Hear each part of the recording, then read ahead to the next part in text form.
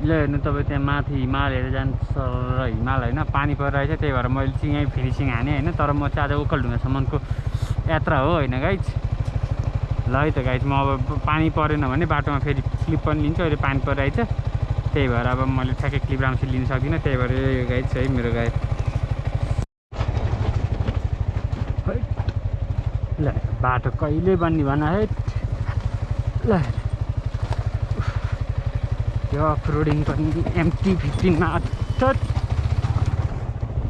यो मलाई पर्खी भन्नु भइसक्यो क्या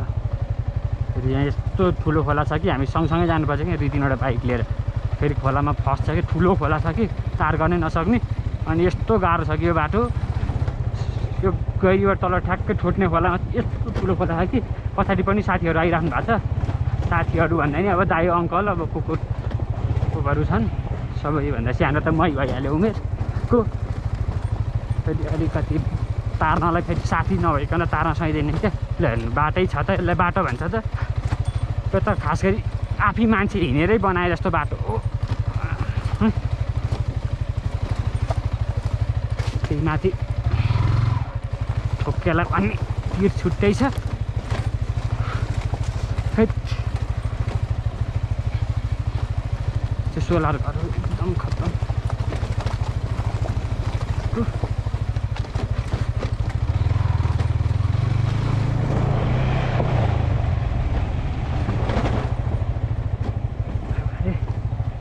के विधि हो बाटो पनि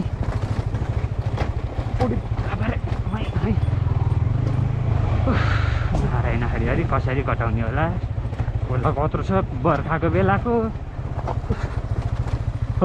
तेरिका कुरी आइस्टे छेउछेउबाट पनि लगौँ भने छेउतिरबाट छेउछेउ होला भने बिचबाट लैजाउँ भने बिचैमा कुन साइडबाट लाने कुन साइडबाट नलाने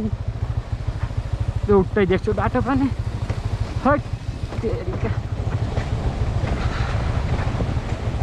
जानु है घरका मेरा परिवारले पनि बाटो कस्तो छ छोरोले धन्न कुदाउँछ कि भन्नु है एट बाटो यस्तै चोट लगाएको के आए है ल भरेङ ओह्राले हो कि डट बाइक भन्दा कम हुन्छ भन मेरो बाइक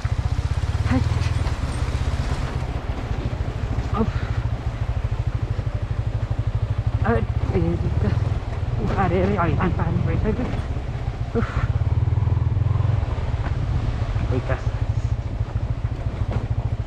पार्टनरहरू आइपुगेकै छैन त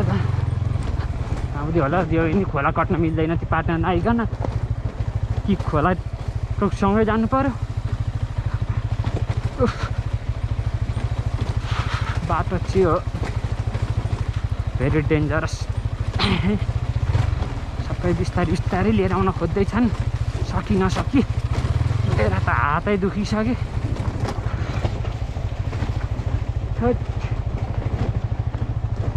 ल बाटै राम्रो भन्ने कुरो आउँदैन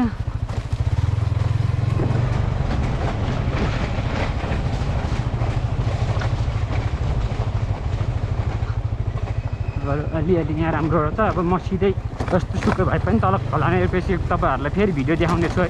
अहिले चाहिँ धेरै धेरै ठुलो ब्याकअप छैन त्यसैले मैले यहीँबाट अहिलेलाई 21 सेकेन्ड लिङ गरेँ नि तल हो खोला धेरै छैन तल अलिअलि देखिराख्नु भएको छ त केही कि तल हो मैले अहिलेलाई एकैछिन बन्द गरेँ फेरि तल आएपछि म फेरि देखाउने नै छु भिडियो अहिलेलाई एकैछिनलाई त ल साथीहरू यसलाई बाटो भन्न सकिन्छ त म त सक्दिनँ है खुट्टा नै भ्याउँदिनँ मारे त्यसका बाजेको यहाँ आएर सकियो सक्छु होला त नलडी जान पाए त ठिकै हो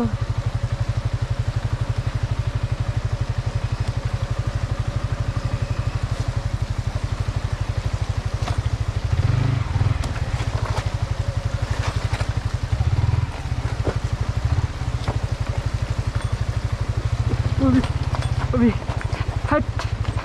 बाउको बेदेखि गयो एकदम सम्हालेर है त्यो त आउला कि है बाटै हट आयो त गोरियो आयो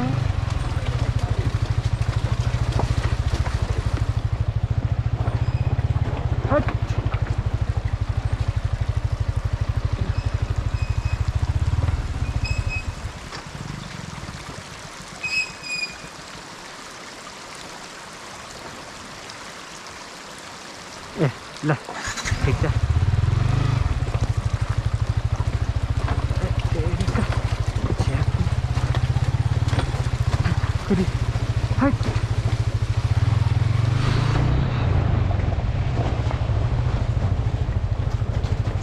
सँगसँगै भेट भयो ठ्याक्कै साथीहरूको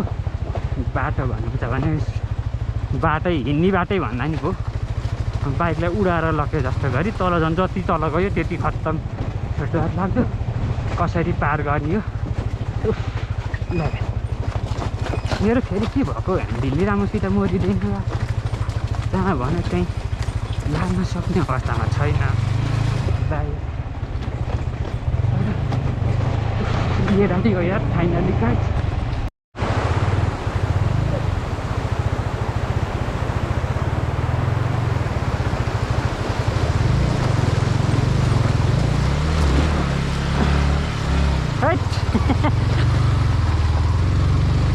जुत्तै ड्याममै टोक्रियो नि तर केही छैन आउन त सक्यो एटलिस्ट ए त्यो बाइक पो कट्यो आरामले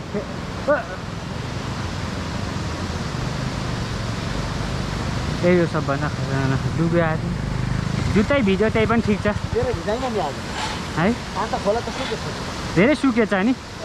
ठिकै छ त्यहाँ नमिले पनि कमसेकम तरियो नि त पानीले भिज्नु खोला त सुकेछ त आज यो ठाडो हो त्यस्तो छैन अब राम्रै होला भन्ने सुन्यो तपाईँले 3 टर्निङ लगिदिनु दिदीलाई अनि म लगिदिन्छु मास्टर एउटा प्यार छ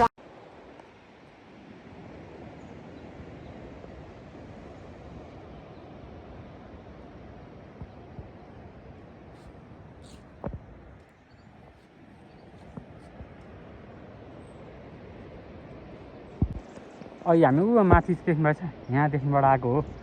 गहिरी हो यो चाहिँ त्योभन्दा उता त झन् खत्तम छ मैले बनाएर पानी परेर जस्तो भएर फेरि मेरो यहाँ ब्याकअप पनि क्यामेरा पनि खासै काम गर्दैन ती दुईवटा बोलेर फसेर बसी चाहिँ उकाल जान नसकेर तान्न खोज्दैछन् ऊ त्यहाँ ती हामी बल्ल तल कटाएर आयौँ छुट्ने खोला पनि कटिहाल्यो तपाईँले खोला देख्नु कस्तो ठुलो छ जुत्ता नै क्या बबाल वेदर ठिकै छ तर पानी चाहिँ छिटा छैन अहिले चाहिँ झर्ना नि हेर्नु सक्नुहुन्छ मासतिर बब्बाल ल है त अब हामी लाग्यौँ है त्यताबाटै मेरो बाइक चाहिँ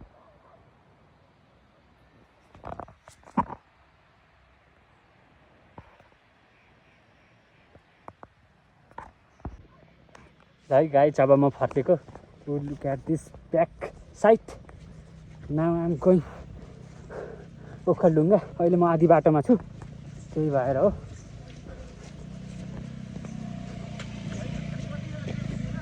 ठिकै छ मैले हाम्रो टोली त्यहाँ अगाडि हिँड्दैछ अब म नि हिँड्दैछु त्यतिका धेरै थाकियो धेरै खतरनाक रोड आइयो धन्न आइयो नै भन्नु पर्ला लास्टै ल डोजर छ तर थन्केर बस्छ बाटो कहिले बनाउँदैन